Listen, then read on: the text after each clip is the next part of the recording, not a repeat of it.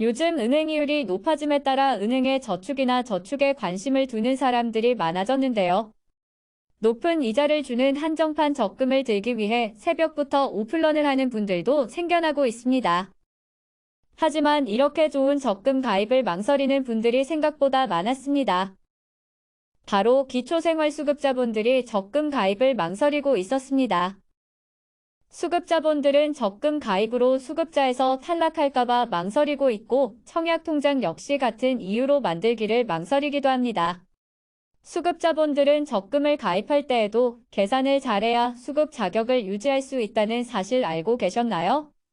반대로 미리 만들어둔 적금 때문에 돈벌이가 없어도 갑자기 수급 자격에서 탈락할 수 있습니다. 영상 시청 전 먼저 구독과 좋아요 한 번씩만 부탁드립니다. 안녕하세요. 좋은 소식입니다. 오늘은 수급자분들이 많이 궁금해하시는 내용을 소개해드리려고 합니다. 바로 적금에 관한 내용인데요. 수급자분들은 적금을 들어야 하는지 말아야 하는지 고민이 많이 되실 거예요. 또 수급자 가구원 중에서 분양을 위해 청약 통장을 만들고 싶어도 수급자에서 탈락할까봐 못 만들고 계시는 분들도 많이 있을 거예요. 이유는 재산 종류에 따라 환산율이 다르게 적용되기 때문에 금융재산은 현금으로 쉽게 바꿀 수 있어 일반 재산보다 1.5배나 높은 환산율이 적용되고 있고 주거용 재산보다 금융재산을 더 들고 있다면 소득 인정액이 6배 더 높게 산정되게 되어요. 그래서 수급자분들이 금융재산을 가지고 있다면 수급비가 줄어들거나 수급자에서 탈락하기도 합니다.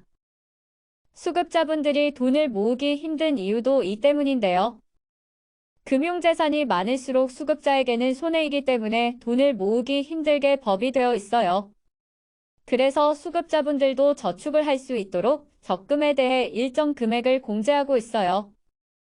장기금융저축공제는 수급자로 결정된 연도 또는 저축상품 가입 연도부터 적용하며 가구당 연간 500만원 3년간 총 1,005만원을 공제받을 수 있어요. 적용 대상은 정기예금 적금, 주택부금, 저축성보험, 펀드의 연금신탁 중 3년 이상 가입 상품이 해당되고 ISA 계좌도 포함됩니다. 연 한도액인 500만원을 넘지 않는다면 다음 연도로 이월되는데요. 예를 들어 첫 해에 200만원을 적금했다면 한도액 300만원이 다음 연도로 이월되어 다음 연도에는 800만원을 공제받을 수 있어요. 이렇게 저축을 할 경우 공제받은 만큼은 계산으로 접히지 않아 수급 자격을 유지할 수 있어요. 하지만 적금을 들고 공제를 받더라도 적금을 해지할 때 문제가 될 수 있어요. 재산에는 변동이 없지만 정부에서는 수급자가 갑자기 돈이 생긴 것으로 보기 때문입니다. 만약 기존에 보유한 재산이 기본 재산액인 6,900만원보다 한참 적은 것이 아니라면 공제액만큼 적금을 들었고 적금을 해지한다면 갑자기 1,500만원의 소득이 생긴 것으로 보고 있어요. 소득 인정액은 93만원이 되며 한 달에 93만원씩 더 벌고 있는 것으로 보고 1인 가구라면 생계급여, 백어급여, 의료급여에서 탈락하게 되어요. 이 경우 수급 자격을 유지하기 위해서는 적금 해지 금액을 사용해야 하는데요. 보증금을 올리거나 집을 구입하여 주거용 재산으로 돌려놓는다면 수급 자격을 유지할 수 있게 됩니다. 또 다른 방법도 있습니다. 만약 수급자 가구에 만 18세부터 34세 이하의 가구원이 있다면 사용할 수 있는 방법이에요. 바로 별도 가구 보장 내용을 활용한다면 자녀의 소득이 있더라도 수급 자격을 유지할 수 있어요. 별도 가구 고장이란 가정 해체를 막고자 수급권자와 생계와 주거를 같이 하는 예촌혈총 및 배우자의 부연 능력 판정 기준을 적용하지 않는 것이에요. 자녀가 적금이나 기타 공제되는 금융상품에 가입하고 돈을 모으는 중 취업 또는 창업으로 소득이 Y 60만원 이상 있는 경우 자녀가 다음 소득 재산 기준까지 벌더라도 부모님은 개별 보장 대상자가 되고 자녀가 적금을 해지하거나 소득이 많아져도 부모님의 수급 자격에 영향이 없게 되어요. 그 외에도 수급자 탈락 이후는 크게 세 가지로 나누어 볼 수 있습니다. 첫 번째로 소득 증가로 인한 수급자 탈락입니다. 재산의 변동이 없으면서 소득이 증가한다면 수급권에서 탈락할 수 있어요. 소득재산 산정 시 소득 모두가 소득 인정액으로 평가되지는 않습니다. 바로 소득에서 지출 요인을 뺀 금액이 소득으로 인정되는데요. 소득에서 월평균 의료비 재활보조기 명금보험료를 차감한 금액이 소득 인정액이 되는데 소득의 차이는 없지만 지출 요인이 줄어들어 소득이 증가한 것으로 볼 수 있어 주의하셔야 합니다. 두 번째는 자동차가 생겼을 경우 수급자 탈락입니다.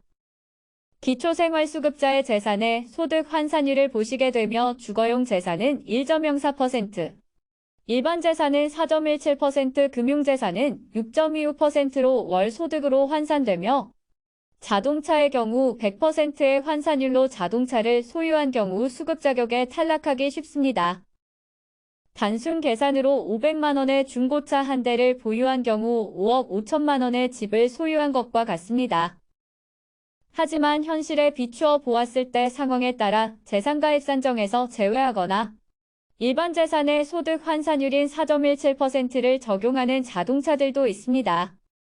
수급 자격을 유지하면서 자동차를 소유해야 한다면 차량가액 감면이나 일반 재산의 소득 환산율이 적용되는 자동차를 소유해야 합니다. 세 번째는 소유한 주택 가격이 상승할 때 탈락할 수 있습니다. 다른 조건의 변동 없이 계산 상승 요인도 없지만 살고 있는 집의 가격이 상승했다는 이유로 손은 인정액이 높아졌다면 수급자에서 탈락할 수 있습니다. 주거용 재산의 한도액은 도시의 규모별로 상이한데요.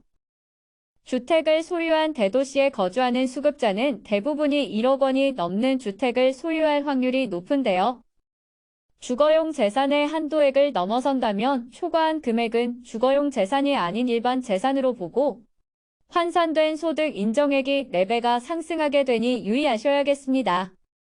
수급자 관련 질문이 많아서 꼭 알려드려야 할 것 같아 수급자분들 이 알고 계셔야 할 적금 가입 방법과 수급자 탈락 이유에 대해 알아보았습니다.